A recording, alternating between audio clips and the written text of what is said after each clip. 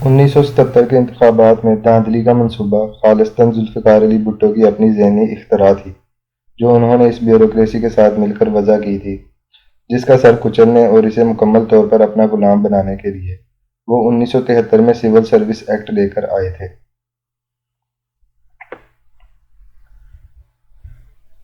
بھٹو نے مسند اقتدار پر بیٹھتے ہی جن 1400 افراد کو سول سروس سے برطرف کیا، ان پر بددیانتی یا نااہلی کے کسی بھی قسم کے الزامات نہیں تھے، بلکہ ان کی اکثریت ایسی تھی جو اصولوں کی پاسداری کرتے ہوئے نوکری کرتی اور سیاسی سفارشیں نہیں مانا کرتی تھی۔ مثلاً الطاف گوہر، جسے نہ صرف نوکری سے نکالا گیا بلکہ عبرت کا نشان بنانے کے لیے قید کیا گیا، وہ کبھی بھٹو کے منہ بولے ڈیڈی ایوب خان کے سب سے چہیتے افیسر تھے۔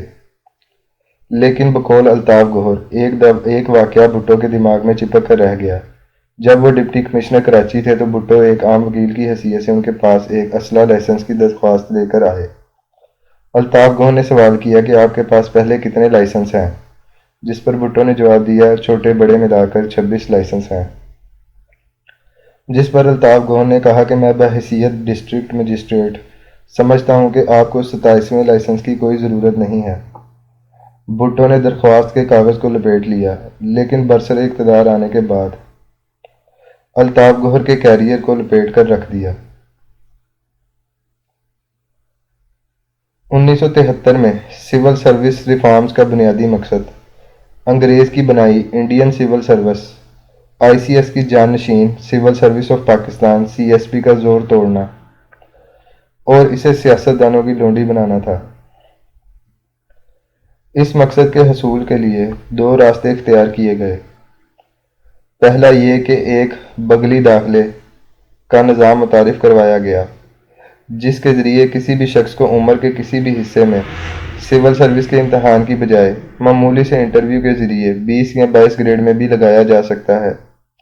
یوں لاتعداد سفارشی اس راستے سے سول سروس میں لائے گئے اور انہیں مقابلے کا امتحان پاس کر کے آنے والوں کے اوپر لا کر بٹھا دیا گیا۔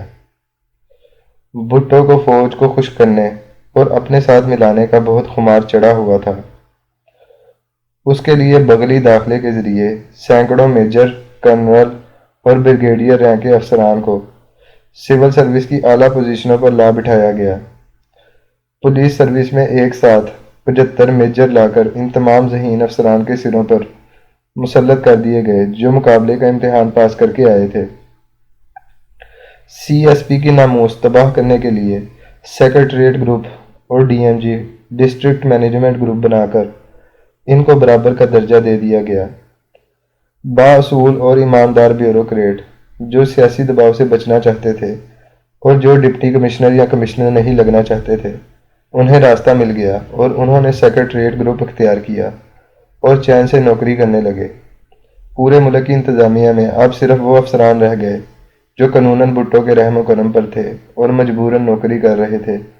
یہ تھے وہ لوگ جن سے مشورہ کر کے بھٹو نے 1977 میں منظم دھاندلی کا منصوبہ بنایا۔ بھٹو بھی اپنی انقلابی نعرہ بازی سے بہت دور جا چکے تھے اور روایتی ڈرائنگ روم سیاست کے اسیر بن گئے تھے۔ جے اے رحیم سے معراج محمد خان تک سب انقلابی ذلت اور رسوائی سے پارٹی سے باہر کیے گئے تھے۔ بھٹو نے نواب آف کالاباغ کے دستے راس اور موروثی و علاقائی سیاست کے شناور سردار حیات محمد خان ٹمن کو پارٹی ٹکٹ دینے والی کمیٹی کا سربراہ مقرر کیا اور ہر ضلع کے ڈپٹی کمشنر اور ایس پی کو امیدواروں کے ناموں کی سفارش کا کام سونپا گیا۔ اب سارا کھیل اس بیوروکریسی کے ہاتھ میں آ چکا تھا جو گزشتہ 4 سال سے ذلت اور رسوائی کی چکی میں پس کر اجتماعی طور پر بھٹو سے نفرت کرتی تھی۔ اس بیوروکریسی نے پہلا مشورہ قائد عوام کو یہ دیا کہ وہ بلا مقابلہ منتخب ہو کر اپوزیشن پر اپنا رعب قائم کریں۔ اس کا بندوبست بیوروکریسی نے جان محمد عباسی جیسے امیدواروں کو اغوا کر کے کیا۔ بھٹو کے ساتھ ساتھ بلا مقابلہ جیتنے کی ہوس میں چاروں وزرائے اعلیٰ اور دیگر اہم پارٹی لیڈران بھی شریک ہو گئے۔ انہیں بھی ایسے ہی مخالف امیدواروں کے جبری اغوا سے بلا مقابلہ منتخب قرار دلوایا گیا۔ ایسی بد اعتمادی کی فضا میں الیکشن شروع ہوئے تو ایک عوامی نفرت کا الاؤ پہلے ہی پک چکا تھا۔ चारों सूबों के चीफ सेक्रेटरी इंतखाबी मुहिम के इंचार्ज थे। बलूचिस्तान के चीफ सेक्रेटरी इस वक्त इस्लामाबाद हाई कोर्ट के चीफ जस्टिस अतहर मिनुल्लाह के वालिद गिरामी नसर मिनुल्लाह थे। वो भुट्टो के बहुत मंजूर नज़र थे। उन्होंने लातदाद तहसीलदार महज इंटरव्यू से भर्ती किए थे। ये सियासी वफादारी की ऐसी नस्ल थी जो 90 की दहाई तक आला ओहदों पर कायम रही। बलूचिस्तान में ये सवाल आम किया जाता था कि तुम पब्लिक सर्विस कमीशन वाला ऑफिसर है या नसर मिनुल्लाह वाला। अफसरान को मुकम्मल अंदाज़ा था कि महमूद खान अचकज़ई के मुकाबले में याहिया बुख्तियार शायद चांद सौ वोट भी ना ले सके, लेकिन पुशीन रेस्ट हाउस में पीर मोहम्मद के तिक्के खाते हुए जैसे रिजल्ट मुरतब हुआ, वो एक दिलचस्प रुदाद है। ऐसे लातदाद वाक़यात पूरे मुल्क में हुए थे जिनको अवाम ने बहराह रास्त देखा। यही वजह है कि जब नताइज के बाद सूबाई इलेक्शन के बाइकाट का ऐलान हुआ तो ये पाकिस्तान की तारीख का सबसे कामयाब बाइकाट साबित हुआ और अब तक की चलने वाली तहरीकों में ऐसी कामयाब तहरीक ने जन्म लिया कि जिसमें अगरचा सारी लीडरशिप जेल में थी, मगर अवाम ने सिर्फ 90 दिन के अंदर अंदर हालात यहाँ तक पहुँचा दिए कि भुट्टो की मुंतखब हुकूमत को घर भेजने के सिवा कोई रास्ता बाकी ना रहा। अब तक धांधली सिर्फ सिविल इंतजामिया का खेल थी और ये लोग 1954, 1962 और 1970 के इलेक्शनों की वजह से इसमें ताक हो चुके थे। हुक्म मिलता तो धांधली करते, वरना 1970 की तरह मुनसिफाना इलेक्शन करवाते। ज़ियाउल हक के आने के बाद चूंकि पाकिस्तान के आइन को बरकरार रखा गया था, इसलिए उसके सियासी निज़ाम को मर्जी के मुताबिक चलाने के लिए मुख्तलिफ तरीके अपनाए गए।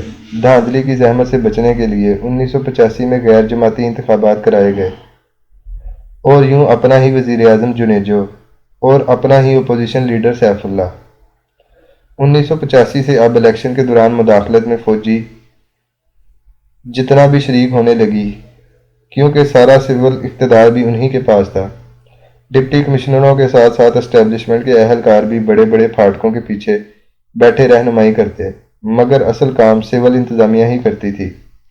सियासी वफादारी तब्दील करवानी हो, किसी के खिलाफ केस बनवाना हो, किसी को केस से आज़ाद करवा कर एहसानमंद करना हो, सब यही करते। जुनेजो हुकूमत आई चली गई और अपने साथ ज़ियाउल हक को भी ले गई। बेनज़ीर पाकिस्तान आ चुकी थी और वो इस वक्त के सियासी मंजरनामे की ताकतवर तरीन खतून थी। इलेक्शन आए तो मालूम हुआ इलेक्शन वाले दिन धांधली मुश्किल हो चुकी है। शनाख्ती कार्ड और वोटर लिस्ट वगैरह जैसे गोरख धंधे मौजूद थे। हर हलके में मर्जी से लातदाद नाम वोटर्स लिस्ट में डाले गए और फिर उम्मीदवारों की सरपरस्ती में जाली शनाख्ती कार्ड बनाने की मशीनें लगवाई गईं। इन जाली शनाख्ती कार्डों में अक्सरियत औरतों की थी, क्योंकि इस वक्त तक कार्ड पर औरतों की तस्वीर नहीं हुआ करती थी। नाम की जगह भी दुख्तर नंबर 1, 2, 3 लिखा होता था। सिविल और मिलिट्री एस्टेब्लिशमेंट की तमाम कोशिशों के बावजूद ये मुनज़्ज़म धांधली ना जीत सकी और बेनज़ीर 93 सीटें लेकर असम्बली की वाहद बड़ी पार्टी बनकर सामने आ गई।